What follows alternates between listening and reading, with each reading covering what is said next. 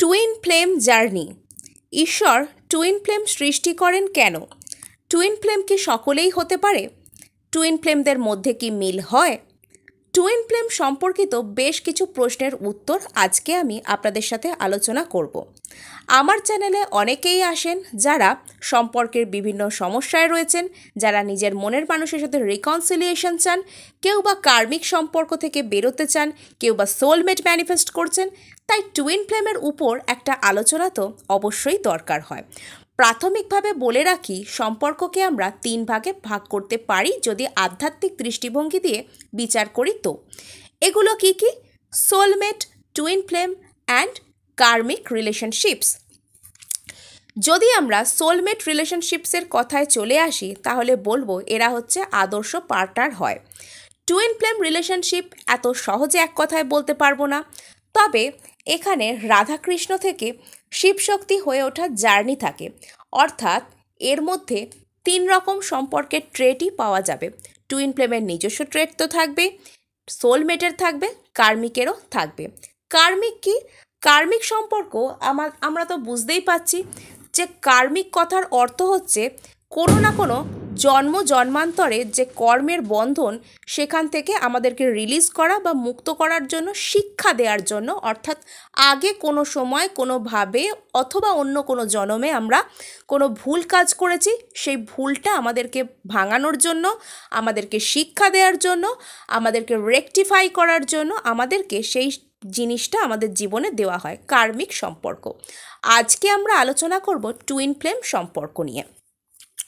Twin flame সম্পর্ক প্রথমত বলে রাখি যে অনেকেই যারা আমার চ্যানেলে আসেন তারা সম্পর্ককে ম্যানিফেস্ট করছেন।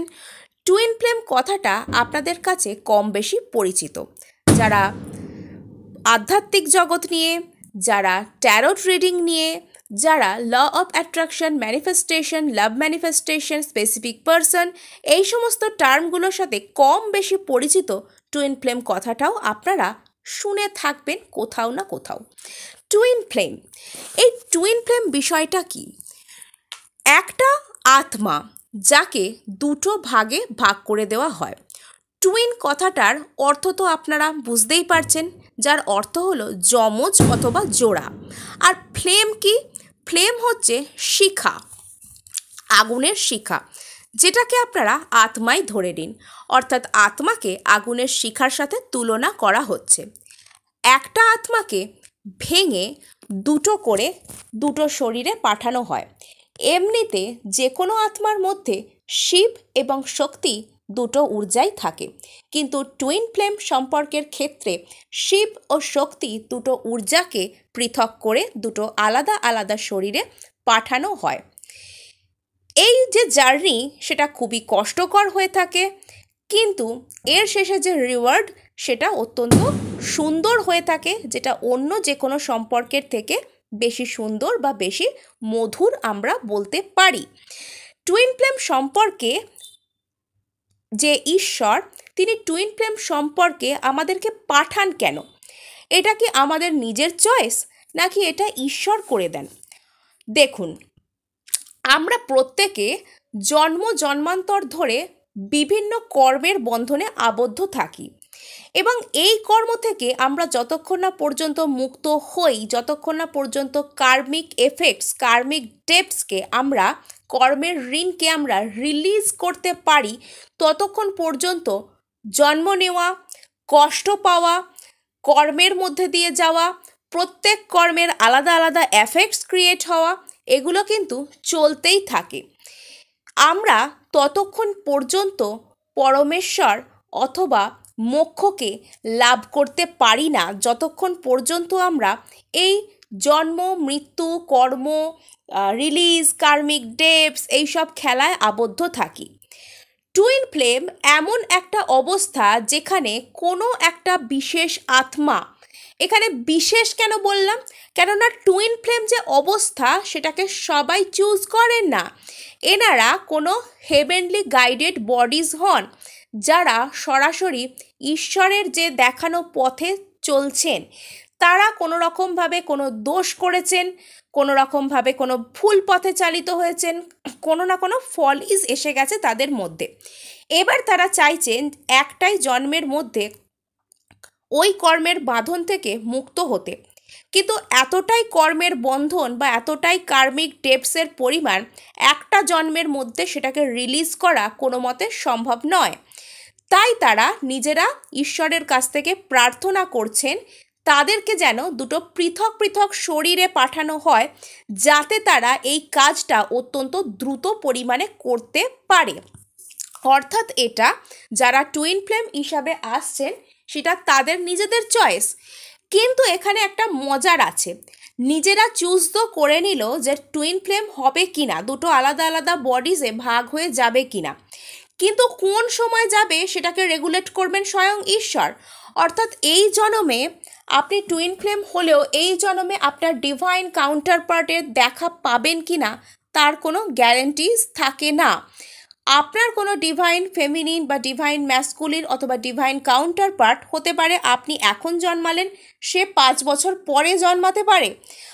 আজকে যে জন্মে গেছে ডিভাইন ম্যাসকুলিন অথবা ডিভাইন ফেমিনিন, তার ডিভাইন কাউন্টার পার্ট বা অপর পক্ষটা জন্মাতে পারে 20 বছর পর।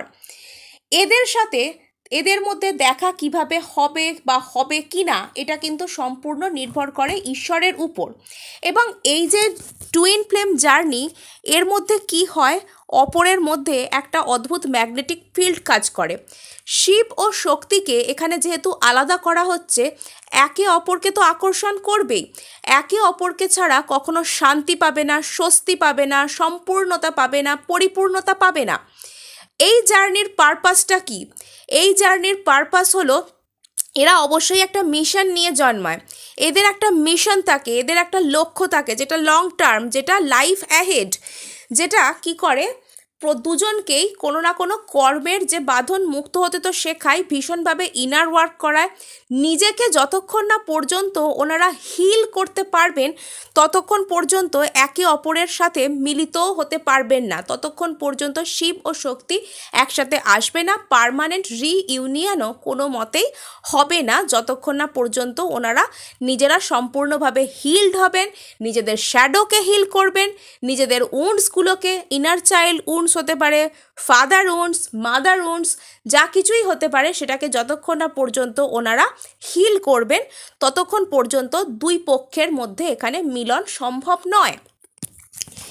এবং এখানে যে টুইন ফ্লেম কেউ কিভাবে আইডেন্টিফাই করবেন, কার্মিক সম্পর্কের যা কিছু অনেক লক্ষণ, সেটা তো টুইন ফ্লেম সম্পর্কের মধ্যেও দেখা যায়।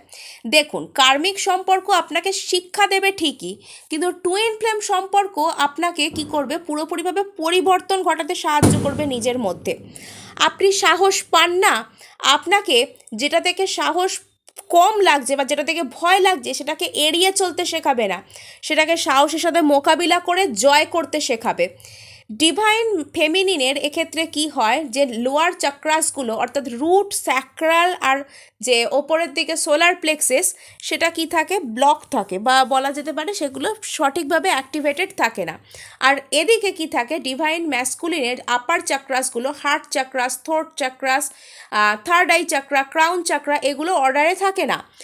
তাই ডিভাইন ফেমিনিনের মধ্যে একটু কনফিডেন্সের অভাব, সাহসের অভাব, ল্যাক অফ কারেজেস এবং উদ্যমের অভাব, যে অর্থ সম্পদকে আকর্ষণ করার যে ক্ষমতা সেটার অভাব প্রাথমিক ক্ষেত্রে দেখা যায়। সে যেন পুরোপুরিভাবে ম্যাসকুলিন পার্টটির ওপর নির্ভরশীল হতে চাই সমস্ত কিছুর দিক থেকে, যে আমি বাবা একা রাস্তায় চলতে পারি না, তুমি হাত ধরে পার করে দাও। আর অপর দিকে কি দেখা যায়, যে ডিভাইন যে ম্যাসকুলিনটা, তার মধ্যে দূরদৃষ্টির অভাব থাকে। থার্ড আই চক্রাতে মানুষের বলা হয় শিবের অধিষ্ঠান, তো তার মধ্যে সেই জন্য কি থাকে, দূরদৃষ্টির অভাব থাকে।